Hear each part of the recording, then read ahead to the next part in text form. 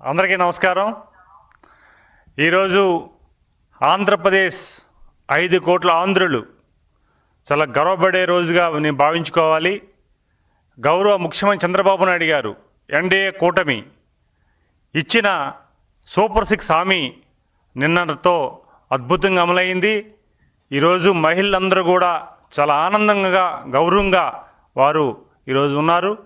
ఈరోజు అన్ని వర్గాలకి, ఇటు యువతకి, అటు మహిళలకి, అలాగే రైతులకి, అలాగే ప్రతి ఒక్కరికి కూడా అందుబాటులో ఉండి ప్రతి ఒక్కరికి కూడా సంక్షేమ పథకాలు ఇస్తూ డెవలప్మెంట్ యాక్టివిటీస్లో ముందుంటూ గౌరవ ముఖ్యమంత్రి చంద్రబాబు నాయుడు గారి నాయకత్వంలో ఎన్డీఏ కూటమి ముందుకు వచ్చిందనే విషయాన్ని మీ ద్వారా మేము తెలియజేసుకుంటున్నాం.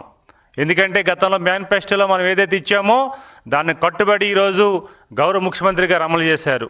నిన్ననే ప్రతి గ్రామంలో కూడా పండగ వాతావరణం, మహిళా సోదరీమణులు ప్రతి ఒక్కరు కూడా చాలా గర్వపడి మాకు బాబు గారు ఎన్డీఏ కూటమి మాట ఇచ్చింది, దాని ప్రకారంగా అమలు చేశారని ఒక్కొక్క మహిళా సోదరీమణిని కూడా చాలా ఆనందం వ్యక్తం చేస్తూ చాలామంది సెల్ఫీలు తీసుకుంటూ వారు ప్రయాణం చేస్తూ చాలా ఆనందం గడిపిన సందర్భాలు ఉన్నాయి. అదే సందర్భంలో ఈరోజు మనకు ఆర్థిక ఇబ్బందులు ఉన్నప్పటికి కూడా గత జగన్మోహన్ రెడ్డి పరిపాలనలో రాష్ట్రం అంతా కూడా అట్టడుగున్నా సరే ఆర్థిక ఇబ్బందులు కలిగించినప్పటికి కూడా విధ్వంసం గురైనప్పటికి కూడా ముఖ్యమంత్రి గారు వారి అనుభవంతో, వారి విజనరీతో, వారి మంచి ఆలోచనతో ఈరోజు కేంద్ర ప్రభుత్వం ప్రధానమంత్రి గారి సహాయ సహకారాలు తీసుకుంటూ ఇది రాష్ట్రాన్ని అద్భుతంగా పరిపాలిస్తున్న విషయాన్ని కూడా గమనించుకోవాలి. మిత్రులారా, మొన్ననే మనం చూసాం ఎన్నికలు, కడపలో పులివెందుల ఎన్నికలు. ఎప్పుడు కూడా మా అడ్డ పులివెందుల, మాది కానీ, మా తాతది కానీ, మా నాన్న కానీ, మా జాగిరి అనుకున్న పులివెందుల ప్రజానీకం అదే అభివృద్ధిని చూసి, అదే ముఖ్యమంత్రి చంద్రబాబు నాయుడు చేస్తున్న కృషిని చూసి వాళ్ళందరూ కూడా ముందుకు వచ్చి అభ్యర్థి వైసీపీ అభ్యర్థులకి డిపాజిట్లు రాకుండా అద్భుతమైన గౌరవం ఇచ్చారు.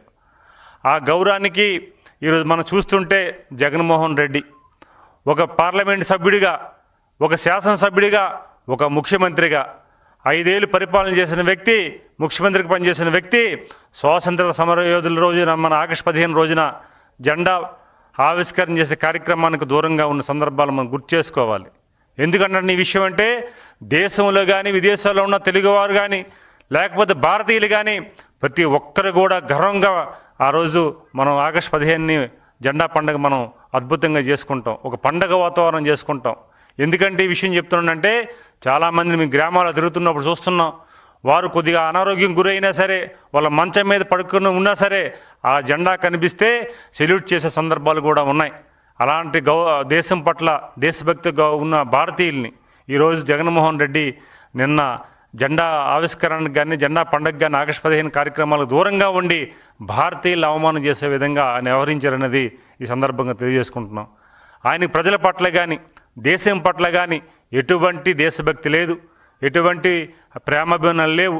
ఎక్కడ కూడా ఆయనకు కావాల్సింది స్వార్థ రాజకీయాలు కావాలి, కుట్ర రాజకీయాలు కావాలి, విధ్వంస రాజకీయాలు కావాలి తప్ప ఇలాంటి వ్యవహారాలు ఇప్పుడు కూడా ఆయన ఇన్వాల్వ్ ఎవరనేది మనం చూసుకోవాలి. అలాగే చాలా సందర్భాల్లో కూడా ఎప్పుడు కూడా భారతదేశం సంబంధించిన భారతీయులు ఏదైనా ఇతర దేశాలకి, మనకి ఒక పాకిస్తాన్కో మనకో ఏదైనా ఒక యాక్టివిటీస్ వస్తే ఒక భారత బంద్ చేయమంటే పులివెందు ప్రాంతాల్లో కూడా కొన్ని సందర్భాల్లో ఆ భారత బంద్ కూడా కాకుండా అడ్డుకున్న జగన్మోహన్ రెడ్డి విషయాన్ని కూడా మనం ప్రస్తావన చేసుకోవాలి. చాలా సందర్భాల్లో దేశ సామీక్యత కోసం, ఐక్యత కోసం చేస్తున్న కార్యక్రమాలు కూడా ఇప్పుడు పాలు పంచుకోలేదు. సరే, రాష్ట్రం సంబంధించిన వ్యవహారాలు కూడా పూర్తిగా పాల్గొనలేదు, అది పక్కన పెడితే కనీసం ఒక పౌరుడిగా, ఈ భారతీయుడిగా కనీసం నీ బాధ్యత ఉంది, ఆ బాధ్యతని విస్మరించి ఎక్కడో ప్యాలెస్లో, ఇంకెక్కడ palace, Bengaluru, full time Bengaluru, part time Tadepalli, Bengaluru ప్యాలెస్లో కూర్చొని పబ్బీ గేమ్ ఆడుకుంటున్నాడో, లేకపోతే ఇతరత్ర యాక్టివిటీస్ చేసుకుంటున్నాడో, లేకపోతే రాష్ట్రంలో ఎలాంటి విధ్వంసాలు చేయాలో కూర్చొని ఆలోచిస్తున్నాడు. కానీ నిన్న కార్యక్రమం హాజరు కాలేదు. సగట భారతీయుడందరూ కూడా అవమానం చేసినట్లుగా చాలామంది చెప్తున్నారు. స్వాతంత్ర సమరయోధులు అందరూ కూడా, ప్రజాస్వామ్యయోధులు చెప్తున్నారు, అరే జగన్మోహన్ రెడ్డికి కనీసం ఒక 10 నిమిషాల కార్యక్రమానికి కూడా అటెండ్ అయ్యి ఆ దేశం ఆ జెండాకి, భారత జెండాకి ఒక సెల్యూట్ చేసే వారికి మినిమము దానికి లేకపోవడం అనేది బాధాకరమని చాలామంది నిన్న సందర్భంలో చెప్పారు. ఈరోజు జగన్మోహన్ రెడ్డి మరొకసారి తన నిజ స్వరూపాన్ని బయట పెట్టుకున్నాడు. ఎందుకంటే అధికారం కోసం శాశ్వతంగా ముఖ్యమంత్రి పీఠంలో కూర్చోవాలి, శాశ్వతంగా ప్రజల్ని ఇబ్బంది పెట్టించాలి, తెలుగు వాళ్ళు అవమానపరచాలి, నాయకత్వం చేసే వాళ్ళని ఇబ్బంది కలిగించాలి, అలాంటి ఆలోచన తప్ప కానీ ఇలాంటి వ్యవహారం లేదు. ఈరోజు ఆయన చేసిన నిన్న దుర్మార్గమైన చర్యని ఈ సందర్భంగా మనం తెలియజేసుకుంటూ ప్రతి ఒక్కరిని కూడా భారతీయులను ఇబ్బంది కలిగించే చూస్తున్నాం. అయితే ఈయనకి ఏంటంటే కోపం. మా మిత్రులు కొంతమంది నాకు చెప్పారు, చాలామంది ఆలోచించి ఒక మాట చెప్తున్నారు. ఎందుకంటున్నాను ఈ విషయం, ఆయనకి పులివెందుల ప్రజలు ఇచ్చిన తీర్పు దిమ్మ తిరిగి ఈరోజు అదే ఒక అక్స్తో ఈరోజు దూరంగా ఉన్నాడు. అందుకే జెండా మనకు ఆగస్టు 15 ప్రోగ్రాంకి అటెండ్ కాలేదని చెప్పి చాలామంది మిత్రులు చెప్తున్నారు. నిజం అవ్వచ్చు ఆయనకి, ఎందుకంటే ప్రజల మీద కోపం, బాధ. హ్యాపీగా ఉంటే మంచి తీర్పు ఇస్తే ఆయన తట్టుకోలేడు. అందుకే ఈరోజు ఆయన ఇప్పుడు ఆగస్టు 15 సంబంధించిన వ్యవహారాలు కూడా ఆయన దూరంగా ఉన్న విషయాన్ని మనం తెలియజేసుకుంటూ, ఈరోజు గౌరవ ముఖ్యమంత్రి గారు ఏదైతే ప్రజలకు ఇచ్చిన సూపర్ 6 కార్యక్రమానికి అద్భుతంగా చేసుకొని ఈరోజు వారు కుట్టిన సూపర్ 6 మన భారతీయులందరూ కూడా, ఆంధ్రప్రదేశ్ ప్రజానీకం, తెలుగు ప్రజానీకం అందరూ కూడా గర్వపడుతున్న రోజు. అందుకే బౌండరీలో ఉన్న, రాజకీయ బౌండరీలో ఉన్న వైకాపా నాయకుడు జగన్మోహన్ రెడ్డి వాళ్ళ టీం అందరూ కూడా గల్లంతయ్యాలనే విషయాన్ని కూడా మంచిగా తెలియజేసుకుంటూ, ఈరోజు జగన్మోహన్ రెడ్డి దుర్మార్గమైన చర్యని ఖండిస్తూ, ఎందుకంటే ఒక భారతీయుడిగా చాలా బాధ కలిగిన సందర్భాలు ఉన్నాయి. ఏదో నేను ఒక మెంబర్ ఆఫ్ పార్లమెంట్గా లేకపోతే ఒక తెలుగుదేశం పార్టీ ప్రతినిధిగా ఈరోజు మాట్లాడలే, బాధ కలగట్లే. ఎందుకంటే ఈరోజు ఒక భారతీయులం, మన బాధ్యత.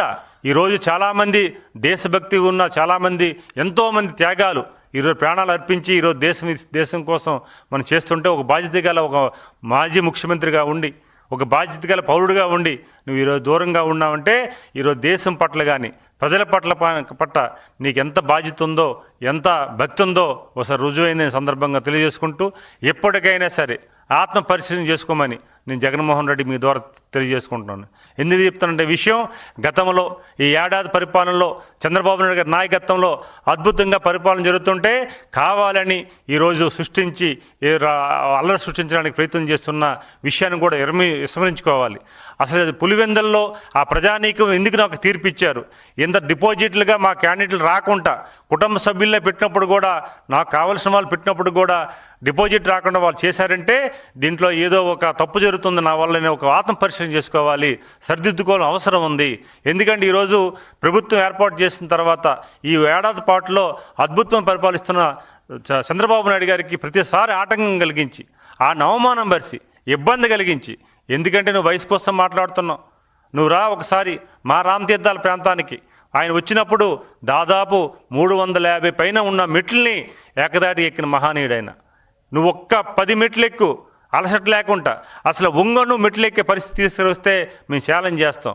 ఈరోజు ముఖ్యమంత్రి గారు, దేశ ప్రధాని, గౌరవ ప్రధానమంత్రి నరేంద్ర మోదీ గారు ప్రతి సభలో చెప్తున్నారు, విజనరీ లీడర్ కానీ, ఆయన ఆరోగ్యం పట్ల కానీ, ఆయన విశాలమైన హృదయం పట్ల కానీ ప్రధానమంత్రి గారు ఒక కితాబిస్తుంటే, మేధావులు కితాబిస్తుంటే, నీవు ఒక ప్యాషనిస్ట్గా ఉండి ఈరోజు ఇబ్బంది కలిగించే తెలుగు ప్రజలను ఇబ్బంది కలిగించే వ్యక్తిగా ఉండి గౌరవ ముఖ్యమంత్రి చంద్రబాబు నాయుడు గారి పట్ల నువ్వు అనుచిత వ్యాఖ్యలు చేస్తున్నావు. ఇది బాధ కలిగిస్తుంది. ప్రజానీకం కూడా గమనిస్తున్నారు. మీ ప్రాంత ప్రజలే, మీ పులివెందుల ప్రాంత ప్రజలే ఈరోజు ఆ బాధతోటి, ఆ కసితో ఈరోజు అందరూ స్వచ్ఛందంగా ఎన్నికల్లోకి వచ్చి, ఎస్ మీ స్వేచ్ఛగా ఎన్నికల్లో మేము పాల్గొన్నాం, ఖచ్చితంగా మేము ఎన్నుకున్న జగన్మోహన్ రెడ్డి అసెంబ్లీకి పోడు, చంద్రబాబు నాయుడు గారిని అవమానం చేస్తున్నారు, ఖచ్చితంగా మేము ఆయన గుణపాఠం చెప్పాలని ఈరోజు స్వచ్ఛందంగా వచ్చి మంచి మెజారిటీ ఇచ్చి, మీ అభ్యర్థులు డిపాజిట్లు రాలేదంటే నువ్వు ఆలోచించవలసిన అవసరం ఉంది. నువ్వు ఎన్ని తప్పులు చేస్తున్నావు, ఎన్ని మాట్లాడుతున్నావో, ఎన్ని ఇబ్బందికరంగా మాట్లాడుతున్న విషయాన్ని కూడా గమనించమని జగన్మోహన్ రెడ్డికి అండ్ టీం కూడా చెప్తున్నాం. అంబటి రాంబాబు మనం ఒక వీడియో చూసాం, చాలామంది చర్చించుకుంటున్నారు. ఎక్కడో ఒక నార్త్ ఇండియాలో జరిగిన ఎన్నికలకు సంబంధించి ఒక పోస్ట్ పెట్టి పోలీస్ యంత్రాంగాన్ని వాళ్ళని అవమానం చేసే విధంగా, ఆత్మాభిమానం దెబ్బతీసే విధంగా, నిష్పక్షపాతంగా పనిచేస్తున్న పోలీస్ యంత్రాంగాన్ని, పోలీస్ ఆఫీసర్స్ని ఇబ్బంది కలిగించే విధంగా సోషల్ మీడియా ఒక పోస్ట్ పెట్టారు. అరే కనీసం జ్ఞానం ఉందా మీకు? కనీసం ఈరోజు ప్రజాస్వామ్యబద్ధంగా ఎన్నికలు జరుగుతున్నాయి, ఒక ఎలక్షన్ కమిషన్ను అద్భుతమైన ఏర్పాట్లు చేసి బ్రహ్మాండంగా చేస్తుంటే దానిని ప్రజలను మభ్యపెట్టడానికి ఎక్కడో నార్త్ ఇండియాలో జరిగిన ఎన్నికల్ని ఆ వీడియో క్లిప్పింగ్ని ఇక్కడ పెట్టి ఇక్కడ జరుగుతుందని చెప్పేసి ఒక ఆఫీసర్కి అంకితం చేస్తున్నామని ఒక తప్పుడు ప్రసారాన్ని ఇచ్చిన సందర్భాలను కూడా గమనించుకోవాలి. అందుకే చెప్తున్నా, మీ నాయకుడికి జ్ఞానోదయం కలిగించండి, మీ నాయకుడు చెప్పండి, మీ నాయకుడి క్లాసులు ఇప్పించండి, లేకపోతే మానసిక స్థితిలో తీసుకెళ్ళి ఒక మంచి వ్యక్తిని తీసుకెళ్ళి ఒక ట్రైనింగ్ ఇప్పించండి. ఒక ముఖ్యమంత్రిగా పనిచేసిన వ్యక్తి ఈ రాష్ట్రం కోసం, ఈ దేశం కోసం ఏ విధంగా ఉండాలో మీకు ట్రైన్ చేయండి మీ నాయకుడికి. ఈరోజు చంద్రబాబు నాయుడు గారికి ప్రజలు సూచిస్తున్నారు, ప్రజలు గౌరవిస్తున్నారు, ప్రజలు ఆశీర్వదిస్తున్నారు, ఆయన ముందు నడిపిస్తున్నారు. ఆయన నడుస్తున్నాడు, మమ్మల్ని నడిపిస్తున్నాడు, ప్రజానికే నడిపిస్తున్నాడు. జగన్మోహన్ రెడ్డి మీ నాయకుడికి చెప్పండి, కొంతమంది టీం ఉన్నారు, చాలా ఇబ్బందికరమైన పరిస్థితులు వ్యాఖ్యలు చేస్తున్నారు. మీ నాయకుడికి జ్ఞానోదయం కలిగించండి. జ్ఞానోదయం కలిగిస్తే అన్ని రకాలుగా బాగుంటుంది. ఈరోజు అట్లీస్ట్ మిమ్మల్ని నమ్మి రాజశేఖర రెడ్డి బిడ్డేనో లేకపోతే ముద్దులు పెడుతున్నాడేనో మా దగ్గరికి వచ్చాడేనో ఒక నమ్మి మీకు 5 సంవత్సరాల అవకాశం ఇచ్చిన ప్రజానీకానికి ఒకసారైనా మీకు అది పశ్చాత్తాపం మీకు అవుతుంది. ఖచ్చితంగా మీ నాయకుడికి జ్ఞానోదయం కలిగించమని ఈ సందర్భంగా మీ ద్వారా తెలియజేసుకుంటూ, ఈరోజు మీరు మద్దతు ఇవ్వాలి. ప్రజానీకాన్ని ప్రతి ఒక్కరు కూడా ఏ మద్దతు ఇచ్చారో భవిష్యత్తులో కూడా అదే మద్దతు ఇవ్వాలి. ఎందుకంటే పారిశ్రామికవేత్తలు మేము ఢిల్లీలో కేంద్ర మంత్రులను, ఇతర మంత్రులు కలిసినప్పుడు, లేకపోతే ప్రధానమంత్రిగా కలిసినప్పుడు బాబు గారి కోసం, ఈ ఎన్డీఏ కూటమి నాయకత్వం కోసం అద్భుతంగా వారు చెప్తున్న సందర్భాల్లో దేశ విదేశాల్లో ఉన్న ప్రతి ఒక్కరు కూడా చంద్రబాబు నాయుడు గారి పట్ల, ఎన్డీఏ కూటమి పట్ల ఒక నమ్మకం, విశ్వాసంతో ముందుకు వస్తుంటే వీళ్ళు మేలు పెడుతున్నారు. మీరు రావద్దు, మేము భవిష్యత్తులో వస్తామండి. ఎంత కుతంత్రమైన వ్యవహారాలు చేస్తున్నారు. ఒక రాష్ట్రం కోసం పరిశ్రమ వస్తే నిరుద్యోగ యువతకి ఉద్యోగ అవకాశాలు వస్తాయి, మనకి పెట్టుబడులు వస్తే మన ప్రాంతం అభివృద్ధి జరుగుతుంది. ఇవన్నీ విస్మరించి ఈరోజు అలాంటి కుట్ర పనులు చేసే సందర్భాలు వచ్చాయి. అందుకు మీకు జ్ఞానోదయం కలగాలి, మీకు ఆత్మశుద్ధి కలగాలి, ప్రతి రకంగా ముందుకు వెళ్ళాల్సిన అవసరం ఉందని మీ ద్వారా మేము తెలియజేసుకుంటూ థ్యాంక్ యూ. జై హింద్.